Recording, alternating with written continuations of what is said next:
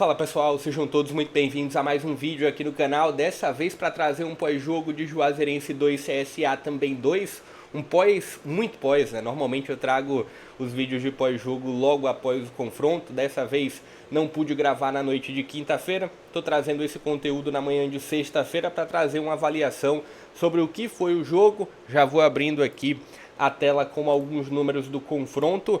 Um bom resultado, tá? Diante de tudo que naturalmente se apresentou para o CSA em relação à condição de campo, que já era conhecido algumas semanas antes, né, por tudo que os adversários da Juazeirense que jogavam no Adalto falavam, e também só acompanhar alguns jogos do Adalto já era muito clara a dificuldade. E para a torcida do CSA, para a direção do CSA, ficou ainda mais claro quando chegou ao estádio. E o jogo foi muito nivelado por baixo a partir da condição de campo. Mas isso eu vou falar na sequência. Deixa um pouco da sua opinião sobre o que você viu do jogo, o que você traz também de avaliações individuais. Um jogo ruim do Cedric, que vinha apresentando evoluções semana após semana, mas não só pelo segundo gol da Juazeirense, mas o primeiro tempo como um todo do Cedric foi muito ruim. Clenilson como uma grande surpresa positiva, mas bora lá. Primeiro falando sobre a classificação. Deixa o like para que o vídeo ganhe relevância. Também se inscreve no canal, a gente está próximo de bater os 5.000 inscritos. Inclusive ainda hoje tem um pós da quinta rodada para o grupo B, né? Falar uma avaliação geral.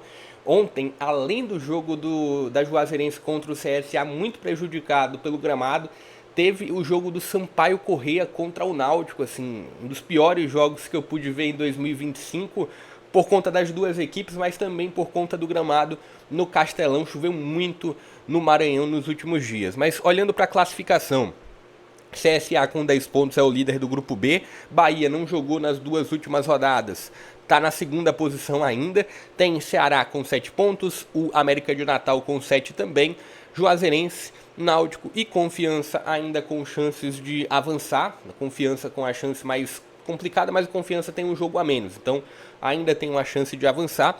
E o Sampaio Corrêa praticamente deu adeus com o resultado de ontem diante do Náutico. O Sampaio que teve um jogador expulso no primeiro tempo também. Enfim, números do jogo aqui. E falando sobre o jogo, foi um jogo muito nivelado por baixo a partir do que o gramado oferecia para as duas equipes.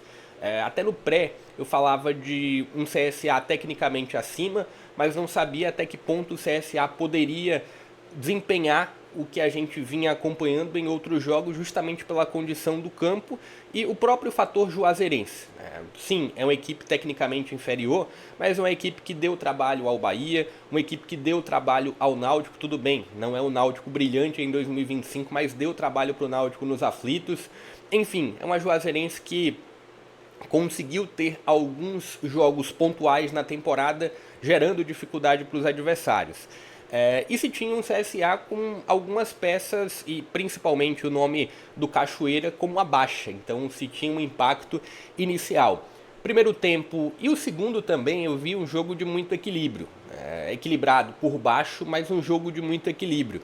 A Juazeirense em alguns momentos até fez uma marcação um pouco mais alta, mas o CSA conseguiu se adaptar e conseguiu criar válvulas de saída para o jogo nessa faixa defensiva do campo e chegar ao campo de ataque. O CSA abre o placar antes dos 15 minutos e os dois gols do CSA, eu acho que foram gols de uma equipe que entendeu a condição do jogo. Uma finalização de fora da área com o Brian, uma bela finalização de fora da área com o Brian, e a outra foi um lançamento do Brian não fazendo a bola correr pelo gramado, mas sim por cima, encontrando o Clenilson com uma infiltração que muitas vezes o Cachoeira faz. Exatamente isso. Quem olha os dois gols do CSA contra o Náutico, os dois gols do Cachoeira, a diferença é que a bola não vai por baixo, vai por cima. Tem a infiltração do Clenilson entrando da esquerda para dentro. E aí tem os dois gols do CSA. Entre o primeiro e o segundo gol do CSA tem o gol da Juazeirense. E um ponto a se destacar para esse jogo da Juazeirense e os pontos de limitação do CSA para esse confronto, além do Cedric, que eu entendo que não fez uma grande atuação, talvez teve a pior atuação em 2025, a Juazeirense encontrava alternativas pelos lados de campo. Então o Enzo também sofreu um pouco.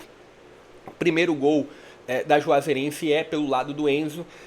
No primeiro tempo, a Juazeirense também busca algumas alternativas pelo lado esquerdo, tem algumas jogadas individuais pelo corredor esquerdo, e eu acho que o corredor central do CSA seguiu muito bem protegido, com o Nicola, com o Camacho e também com o Vander, mas os corredores laterais sofreram um pouco. No segundo tempo, o CSA volta para a segunda etapa com a vantagem no placar, com 2-1, e tem acho que num período em que o CSA estava melhor adaptado ao que o jogo oferecia, ao que o campo oferecia, tem a falha do Cedric, tem o gol da Juazeirense. Acho que de uma maneira geral, até a comentarista do Premier, ela fala sobre a Juazeirense no segundo tempo foi melhor. Eu não vi esse muito melhor da Juazeirense em relação ao CSA no segundo tempo. Acho que de uma maneira geral foi um jogo tecnicamente abaixo, até pelas condições do campo. E o jogo, de uma maneira geral, muito equilibrado, né? Olhando aqui para os números também mostra um pouco desse equilíbrio. Tem aqui as condições das finalizações. O Juazeirense teve 4 na direção do gol e o CSA teve 2 na direção do gol.